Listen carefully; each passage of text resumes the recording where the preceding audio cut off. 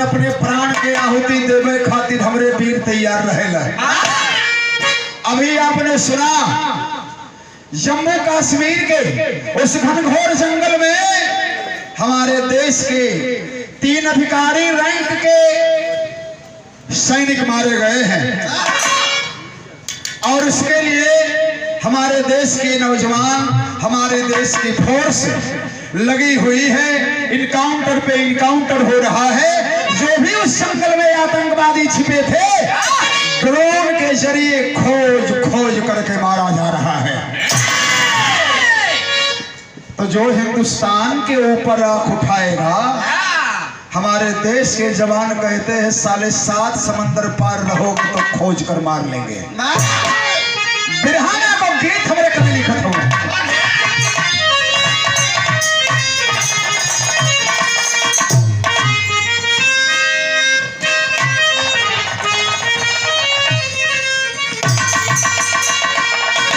आगे समझो मास्टर।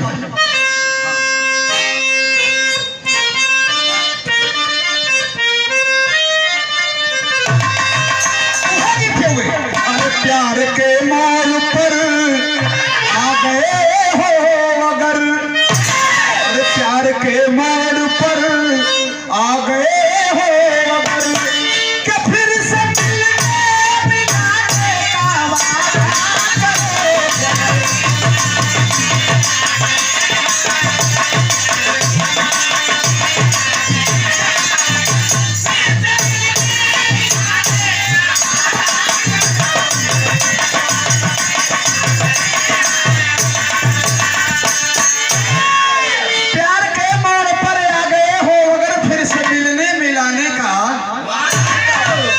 बड़ा पहलवा हमनों का नाच वोच देखे जाए ना तो शुरू शुरू में लौंडवा नचिया में गावत सो अरे लौंडवा गावे सो जैसे गावत ही जा वैसे ही ना गावत सो कि वो नाचे सो हमन का खाली खाड़ होके गावत ही जा। तो का कहे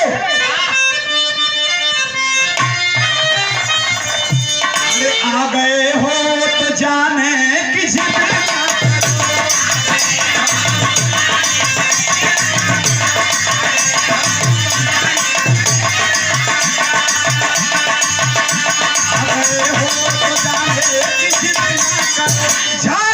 हो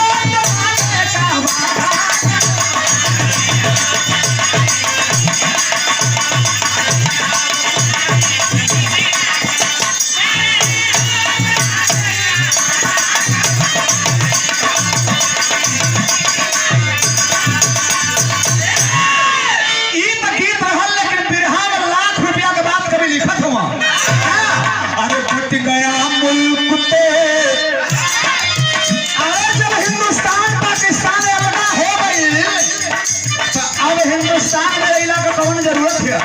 कट गया मुल्क पे अपने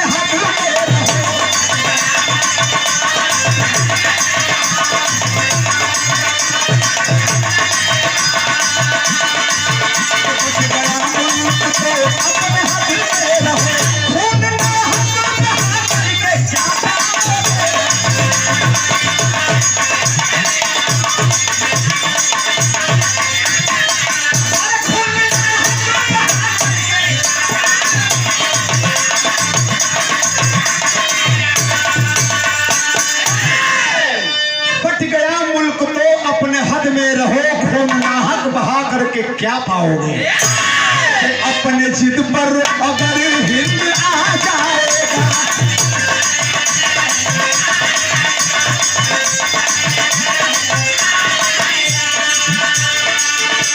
हिंदुस्तान का जिद तो ऐसा हो गई है कि जो कश्मीर 5 अभिजित कश्मीर जिसे हम पीयूके कहते हैं, वह लेने की तैयारी है। तुम हिंदुस्तान पे नजर गड़ाओगे, साले तुझे बर्बाद कर दिया जाएगा। आज पाकिस्तान पूरी दुनिया में कटोरा लेकर के भीख मांग रहा है, लेकिन कोई भीख भी नहीं दे रहा है।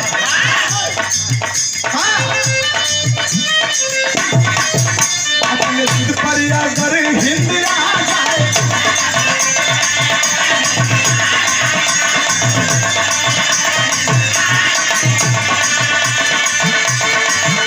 चल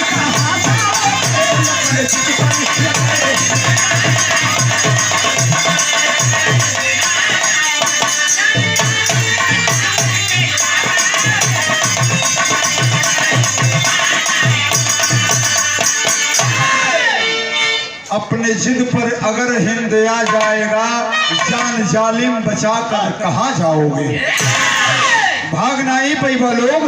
हिंदुस्तान का जवान तो वो बहादुर हुआ कि जब लड़ाई कारगिल को लगल रहो तो अपने प्राणों की आहुति देते हुए आखिरकार उस हिल पे जा करके हिंदुस्तान के नौजवानों ने तिरंगा फहरा दिया। ऐसे हमारे देश के बहादुर हैं। नजम में बड़ा सुंदर भाव लिखल गई है।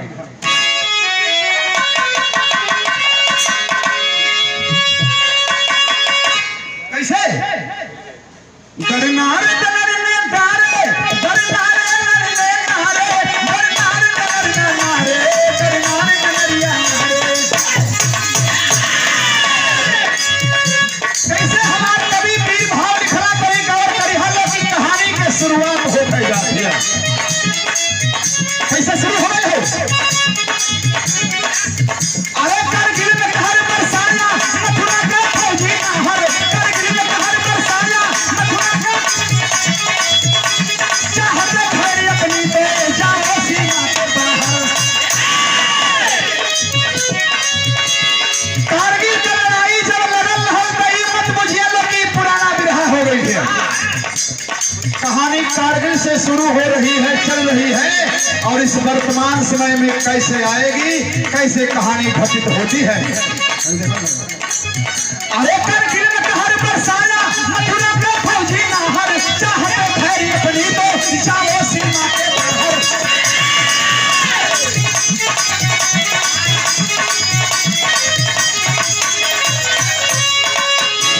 बलवंत वीर ललकारा, बलवंत वीर ललकारा, मथुरा का फौजी नाहर। अरे बलवंत वीर ललकारा, जय वंदे मातरम बोली, बलवंत वीर ललकारा, जय बाजी जवा धनौर का आत्मा बता तनातन बोली।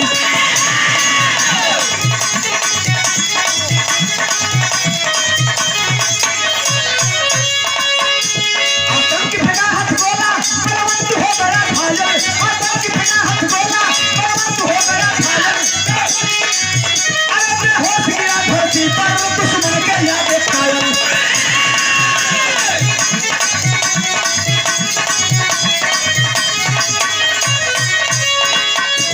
भारत के फौजी उसको तब उपचार करवाए, भारत के फौजी उसको तब अस्पताल पहुंचाए, बलवंत होश में आया, क्या बात जवा करवाए।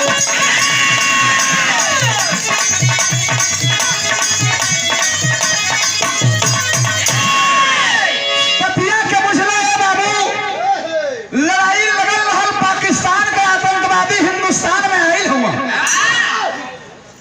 और उत्तर प्रदेश में बड़ी मशहूर जगह है जिसे हम मथुरा कहते हैं, जहां हम दर्शन के लिए जाते हैं। घमौर कर रहे वाला बलवंत फौजी कारगिल की लड़ाई में हिंदुस्तान की सेना के तरफ से अपने साथियों के साथ दुश्मनों से लड़ाई ले रहा है। एक आतंकवादी हथगोला फेंक दिया जहां से बलवंत अपने मिशन को अंजाम दे रहा था। बलवंत घायल हो गया। हिंदुस्तान के सैनिक बलवंत को अस्पताल ले गए, इलाज हुआ, होश में आया बलवंत, होश में आया, लेकिन बलवंत इतना क्षतिग्रस्त हो गया था कि उस हथगोला के वजह से, बम बारूद के वजह से बलवंत का जो दाहिना पैर है वो बहुत ज्यादा जख्मी हो गया था। एक वो सैनिक जवान वहां से वापस आ गए, जियत तो हुआ, लेकिन केहू दोनों पैर गंवा देले हा, केहू दोनों हाथ गंवा देले हा, लेकिन रिटायर हो करके अपनी जिंदगी जी रहे हैं। उस व्यथा को बताते हैं वो लोग। बलवंत को बाबू हथगोला लगा, दाहिना पैर जख्मी हो गया, अस्पताल में गया, होश में आया, लेकिन डॉक्टर कह दिया कि इतना यह जख्मी हो गया है कि इस पैर को काटने के सिवाय अब दूसरा कोई उपाय है ही नहीं। दाहिना पैर काटने की सलाह डॉक्टर दे दिया। बलवंत जब सुना मेरा दाहिना पैर काट दिया जाएगा, कहा डॉक्टर कोई तरकीब लगाओ, अपनी जिंदगी की पूरी कमाई दे देंगे। डॉक्टर कहा कि बलवंत सिंह, मैं डॉक्टर हूं, मेरा भी कुछ फर्ज है, लेकिन ऐसा नहीं हो सकता। चाहे तुम जहां भी जाओगे, इलाज इसका यही है, नहीं तो इसका इन्फेक्शन और ऊपर की तरफ चढ़ता जाएगा। काटने के सिवा कोई दूसरा रास्ता नहीं है। बिरहा में वो तर्ज लागल है।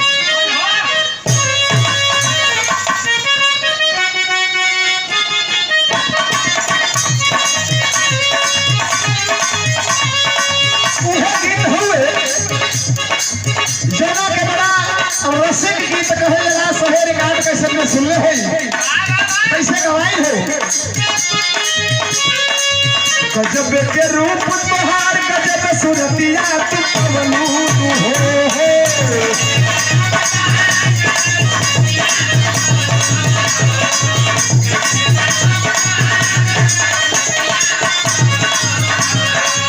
गजब के रूप तोहार, गजब सुरतिया तू पवलू हो।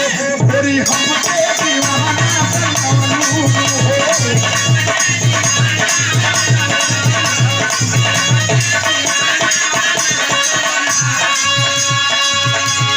एक लाइन और गावेला बोले रहला, झलक के बदन पूरा कहां से कुर्ती सियोलू हो।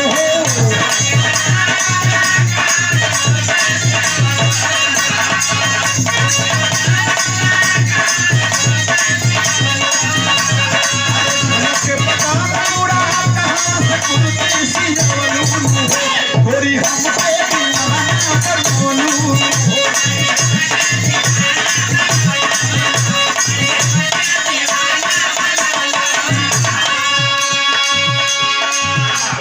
लेकिन बलवंत डॉक्टर के सलाह के अनुसार डॉक्टर कह दिया काटने के सिवा कोई दूसरा रास्ता नहीं है। तो भाई हका हो बाबू, कभी सब कारुणिक भाव हमारे कवि लिखले हो। का लिखला कि जाय अस्पतालवा में कट गईल गोरवा चल लागल।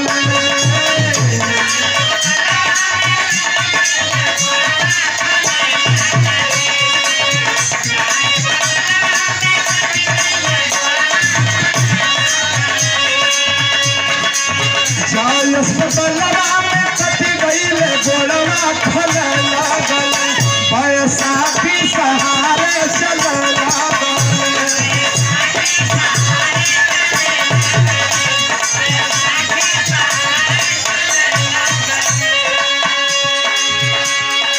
लाचार बलवंत घर गईले हो।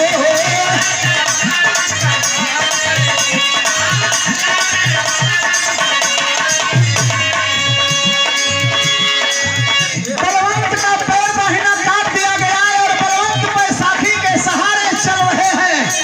जिंदगी जीने के लिए बस सब जी रहे हैं, बकिया अब करने की क्या सामर्थ्य रह गई है। घरे गईला बलवंत, तो घरे गईला तो दुल्हन पहले से गर्भवती है हो बाबू। होत का हो, लाचार बलवंत घर गईले हो।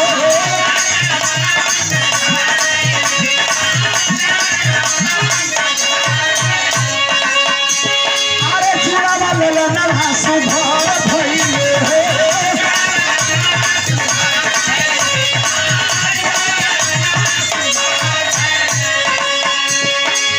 अगियार घरवा में जगमग दिया नवा जरे लागल।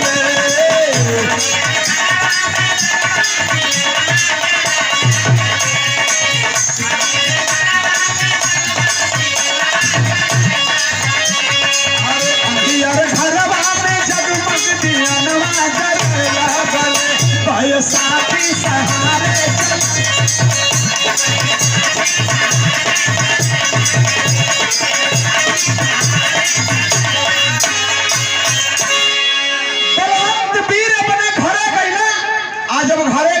पत्नी गर्भवती है। परमात्मा के कृपा से बलवंत को जुड़वा बेटा भइला।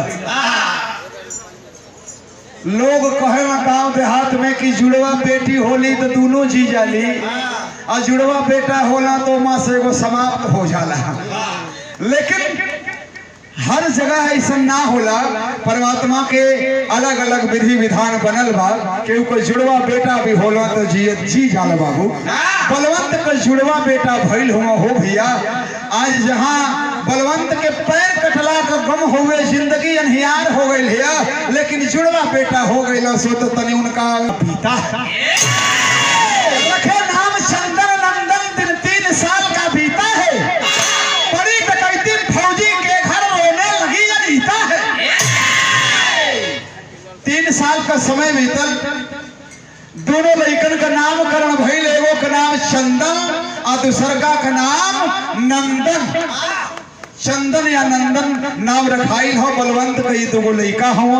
लेकिन 3 साल का समय जब बीता है बाबू, बलवंत के घर रिटायर हो गया था। कुछ पैसा रुपया गवर्नमेंट से भी मिल गया था, तो बलवंत के पास कुछ पूंजी पसार भी थी बाबू।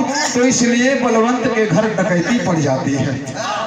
और जब बलवंत के घर डकैती पड़ती है, पत्नी का नाम अनीता है। अनीता रो रही है। होता है क्या कि धन के साथ ले चंदन को, धन के साथ ले चंदन को डाकू सभी फरार हुए। मिला पता ना कहीं पुत्र का, माता पिता लाचार हुए। हुआ सयाना नंदन बेटा, दौड़ लगाता सर्दी में, और भर्ती हुआ फौज में पट्टा, चेहरा चमके वर्दी में। डकैती पड़ल बाबू ना, तो धन तो कुल लुटबे कैला। जवन डकैत गईल हल बलवंत के घरे, बलवंत का जवन एगो 2-4 मिनट के अंदर पहले कवा भइल हना, तो वही में से जे 2 मिनट पहले हो गई बड़ हो गई। तो जवन बोल लइकवा रहल ओकर नाम रहल चंदन। तो डकैत धन के साथे, गहना गीठों के साथे, उस चंदन बेटे को भी डकैत अपने साथ उठा कर लेकर चले गए। बच गया घर पर नंदन। चंदन को तो डाकू सब लेकर चले गए बाबू। जब चंदन को डाकू लेकर चले गए, पति पत्नी रो रहे हैं। मेरा लाल उन डाकुओं के पास कैसे अपनी जिंदगी बितावेगा, पता नहीं डाकू सब मेरे बच्चे को मार देंगे।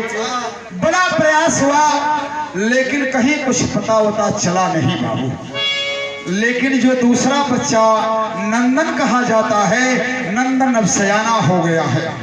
नंदन सयाना हुआ, फौजी का बेटा हुए। शरीर परमात्मा देले हुआ, दौड़ धूप लगाए के अपन दम पानी बनौले है। हिंदुस्तान के सेना में फौज में भर्ती हो गया नंदन। और जब फौज में भर्ती होता है तो भाव लिखा गया विधा का तेरी है।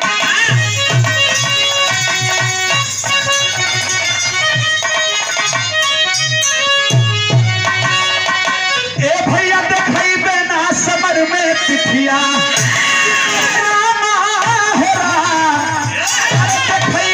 समर में तिथिया, अरे दुश्मन की छाती पर झंडा गाड़ू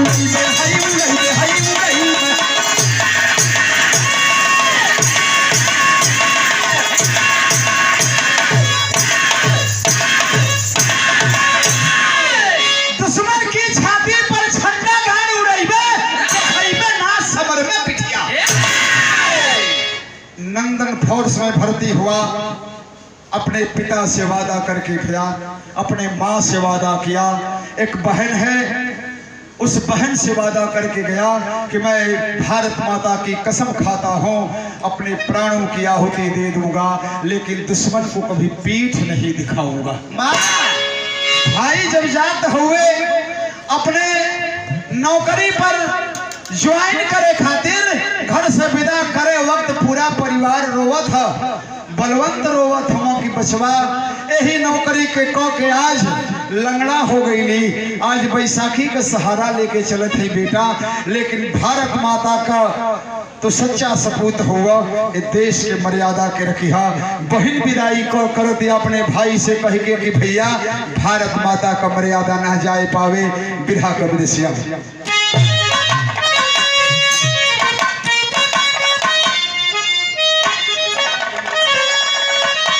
ए भैया सरिता बहिनी राखी, अरे बन्हली कलैया पर, अरे जनन के लाज रखिया,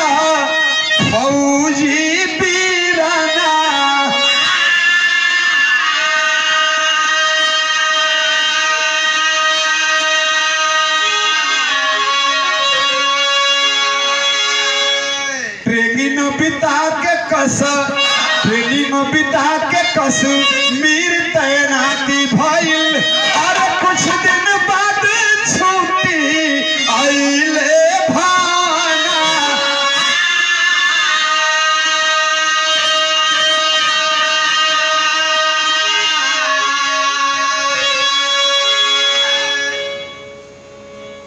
बाबू ट्रेनिंग हुई उस नंदन बच्चे की, और जब ट्रेनिंग उसकी बीत जाती है, कुछ रोज के लिए घर छुट्टी आया, इसके बाद उसकी तैनाती कश्मीर में हो गई, जहां से पाकिस्तान का वह आतंकवाद फूलता और फलता है। घर छुट्टी पे आया है और छुट्टी समाप्त हो गई तो जाने की तैयारी कर लिया है, जा रहा है। हमारे कवि भाव लिखते हैं, अरे ड्यूटी जाए बाटे बैठा,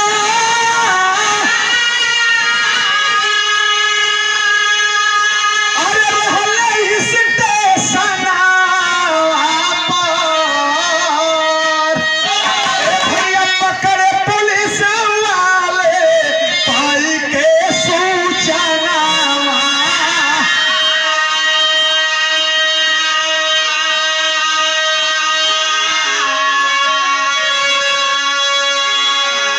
सीसी कैमरा में साफ चेहरा देखात रहल, सीसी कैमरा में साफ चेहरा देखात रहल, अरे बैंक डकैती पड़ल रहल बिना।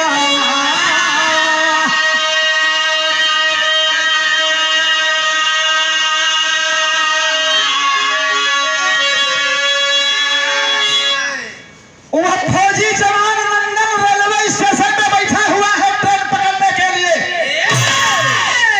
सोच रहा है मेरी ट्रेन अब आएगी और अपनी ट्रेन में हम चढ़ जाऊंगा, मैं जम्मू कश्मीर के लिए चला जाऊंगा। लेकिन तब तक पुलिस के जवान उस स्टेशन पे पहुंचते हैं और उस नंदन को चारों तरफ से पकड़ लेते हैं। नंदन को कुछ समझ नहीं आता कि ये उत्तर प्रदेश पुलिस वाले हमें क्यों पकड़ रहे हैं। नंदन पूछा, बात क्या है भाई, क्यों हमें गिरफ्तार कर रहे हो? मोबाइल में रखे हुए था सब पुलिस वाले, सीसी कैमरा में इस नंदन का चेहरा दिखाई दे रहा था, क्योंकि वहीं पर बैंक डकैती पड़ी हुई थी और खुफिया विभाग के द्वारा यह सूचना मिली थी कि जिस बैंक डकैती में जो सीसीटीवी में चेहरा दिखाई दे रहा है वह और कोई नहीं, एक फौजी जवान है और रेलवे स्टेशन पे बैठा हुआ है। पुलिस वाले गए, पकड़ लेते हैं। कुछ समझ नहीं पाया नंदन कि आखिर गिरफ्तारी मेरी क्यों हुई। पूछता है क्यों मेरी गिरफ्तारी हो रही है, तो साले बैंक डकैती करते हो और पूछते हो कि क्यों मेरी गिरफ्तारी हो रही है। ये चेहरा देखते हो, ये किसका चेहरा है? चेहरा तो देखा नंदन तो कहा भाई चेहरा तो मेरा ही है, लेकिन आखिर हम डकैत तो है नहीं, हम तो एक देश के फौजी जवान हैं, इस मातृभूमि के लिए मरने की कसम खाए हैं और आप बैंक डकैती की बात करते हो। गिरफ्तार करते हैं पुलिस वाले, हाथ जोड़कर विनती कर रहा है नंदन, विधा में को तर्ज है।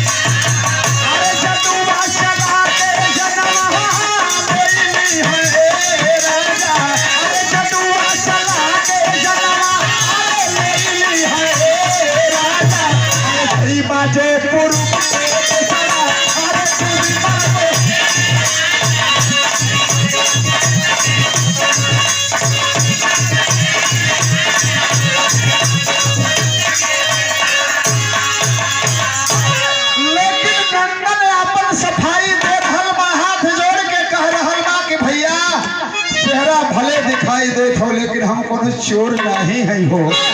अरे हम निर्दोष हाय, अरे हम निर्दोष हाय, हाय मानिला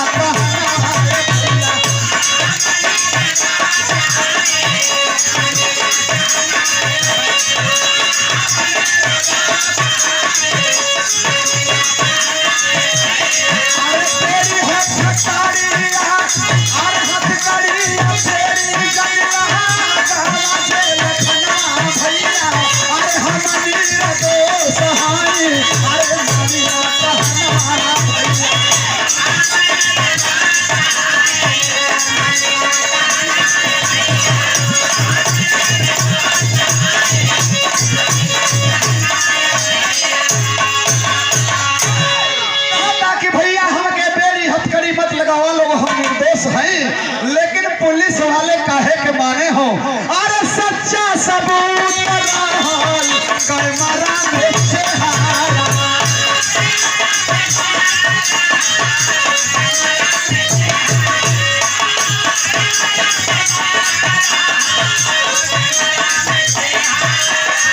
कहे कि डाकू, अरे लोगवा कहे कि है डाकू, अरे कैसे दे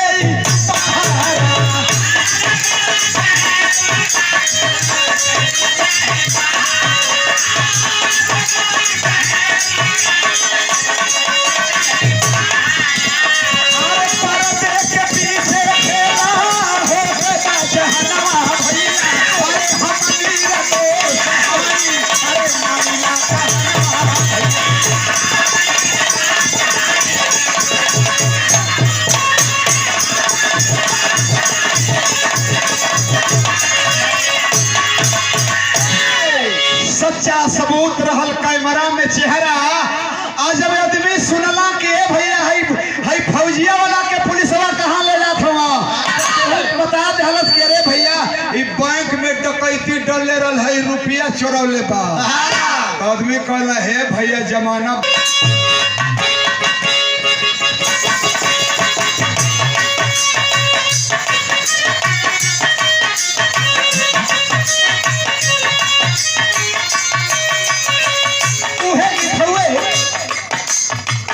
माई कहेली बेटी नियरे बिया हो, माई कहेली हो बेटी नियरे बिया हो, बबू कहेली बड़ी दूर हो।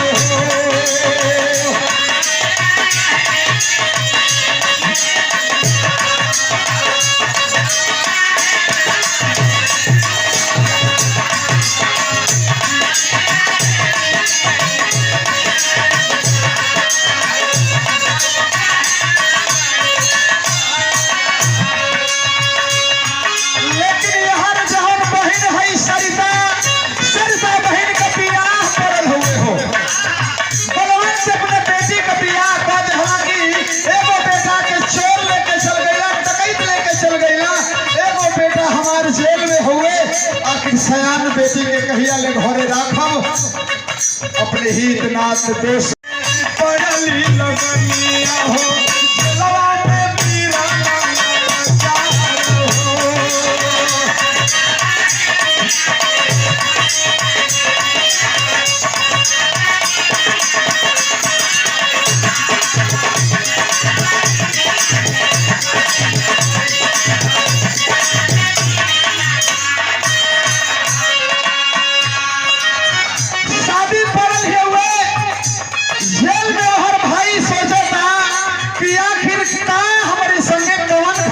घट गई कि इस तरह से हम फंस गईली। कहता सोचता का कहता हो, अरे हम नाही डकली चेहरा देखायल कैसे, हम नाही डकली चेहरा देखायल कैसे, दोनों साजी सागरी लाए हो।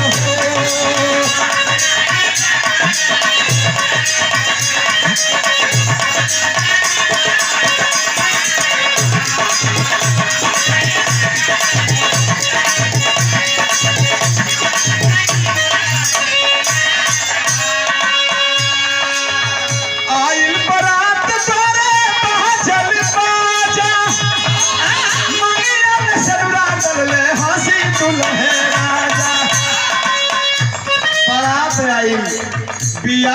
गई सरिता बहन का। आज विवाह हो गई लेकिन जेल में लाचार भाई बाटे ओकरा तई हो नसीब ना बाकी बहन विदाई होके जाई तो सवेरे अपन गमछा उड़ावे खातिर भी हम रह सोचता मनवा में भाव हमार कभी लिखत हो। अरे फौजी वर्दी में एक आयल जवाना हो, फौजी वर्दी में एक आयल जवाना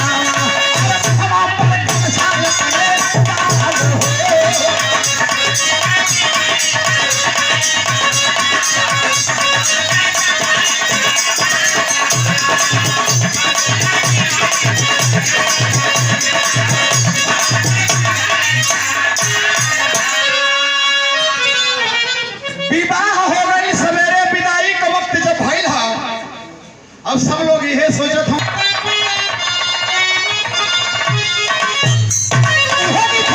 अरे लगा दो टाक पानी में जवानी अरे उसको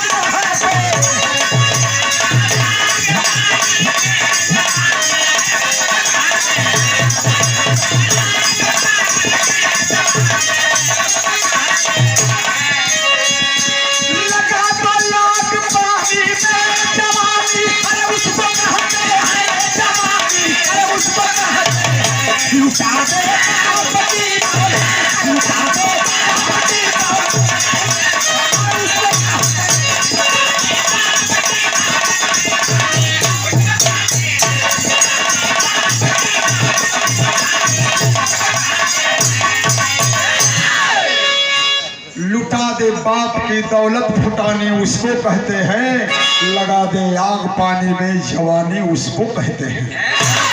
लेकिन तनी देखो कैसन वातावरण हा। बहन का विदाई होती है फौज के वर्दी में हट्टा कट्ठा एक नौजवान गमछा से मुंह तो पले हो लेकिन ऐन मौके पर पहुंचल हो। हाँ लिखल जात का होता अरे हटाया रुख से जब पर्दा हटाया रुख से जब पर्दा कहे सब लोग नंदन है।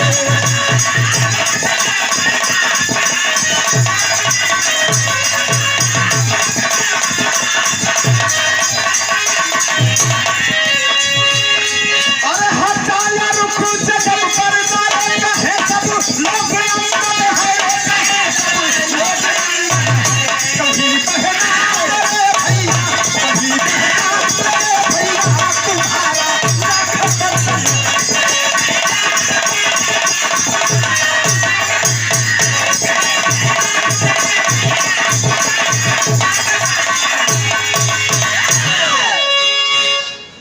गमछवा हटौलस न मुहवा पर से। अब बहनिया देखलस तो कहत या कि नंदन भैया अरे भैया तू कैसे आ गई हो। जब सुनलस तो कहत बाकी अरे पगली जिसे तू नंदन समझ रही है ये तेरा नंदन भाई नहीं है। बहन कहती है कि जब तू नंदन भाई नहीं है तू है कौन। अरे तू मेरा नंदन भाई है, तू बचपन से मुझे परेशान करता था, तू मुझसे मजाक करता था, आज भी वही बात कर रहे हो। बहन तेरी जा रही है। कहता नौजवान अपनी बहनिया से का कहता नौजवान बोला नौजवान बोला यहाँ कोई भूल ना करिए हो, यहाँ कोई भूल ना करिए। अरे हमें नंदन नहीं समझो, हमें नंदन नहीं समझो, हमारा नाम चंदन है।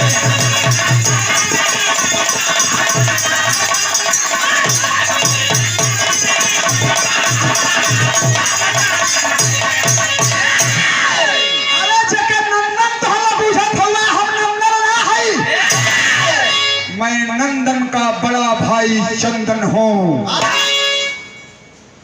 बलवंत सुनते हैं, अनीता सुनती है, हमके अफसोस है। लेकिन डाकू और फौजी के कहीं घराना है बात के हमके जसवंत चाचा बतौला। अब जसवंत चाचा का एंट्री भइल है। जसवंत चाचा के हा बिरहा के आल्हा में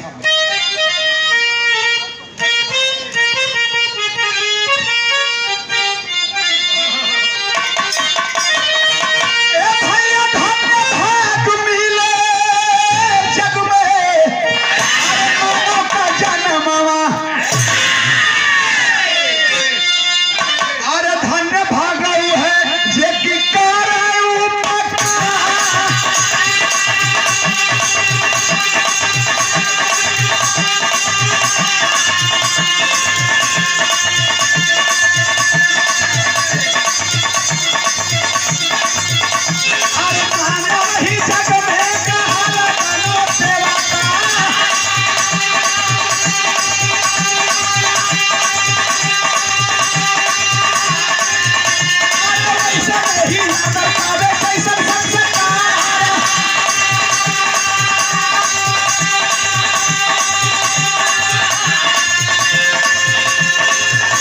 अब असली बतिया बतावत ह, का बतावत ह चंदन की कैसे हम जसवंत चाचा के ह बतावत ह, का कहत ह बरती समैया जसवंत चाचा कहले।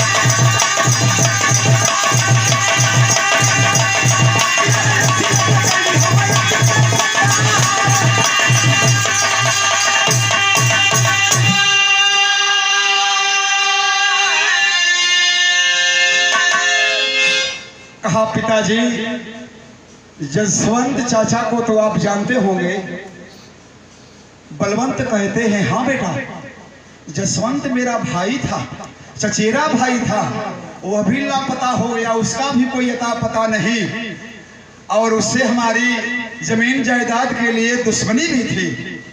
तो कह रहा है चंदन के पिताजी, वही जसवंत चाचा आपके घर डकैती डाले थे, बदला लेने के लिए जसवंत चाचा डकैती डाले थे। आपके धन और आपके नगदी लूटने के बाद हमें भी अपने साथ ले गए, और जब वहां गए हम कुछ बड़ा हुए, जसवंत चाचा सारी बात को बताए कि बेटा चंदन, अरे तू मेरा खून है, तू मेरे भी है। भाव लिखा गया आखिरी लाइन।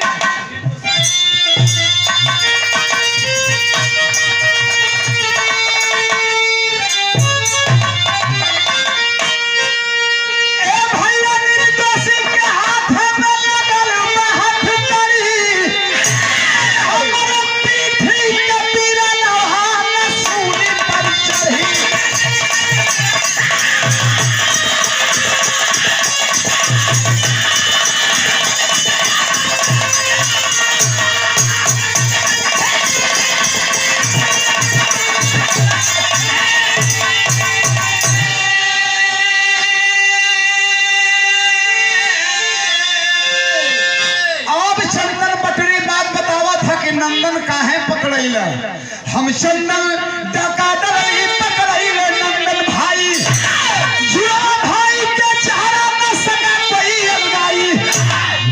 डकैतिया तो हम डल रहली बैंकवा में, आ दोनों भाई हमारे जुड़वा है, जा हमने के चेहरा के हो देख के ही ना चिढ़ पाई कि नहीं के नंदन या के चंदन।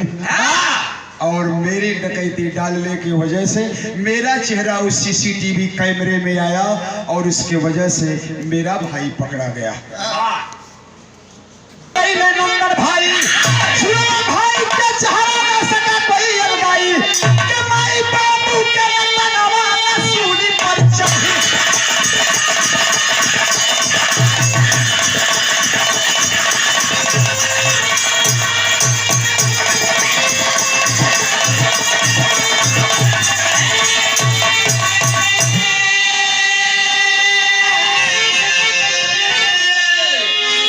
समर्पण चंदन तुरते नंदन छोड़ल गईले, और दोनों भाई रोवे जैसे भारत मिलाप भइले, अरे धइले ईश्वर के धियावा न सूली पैसा।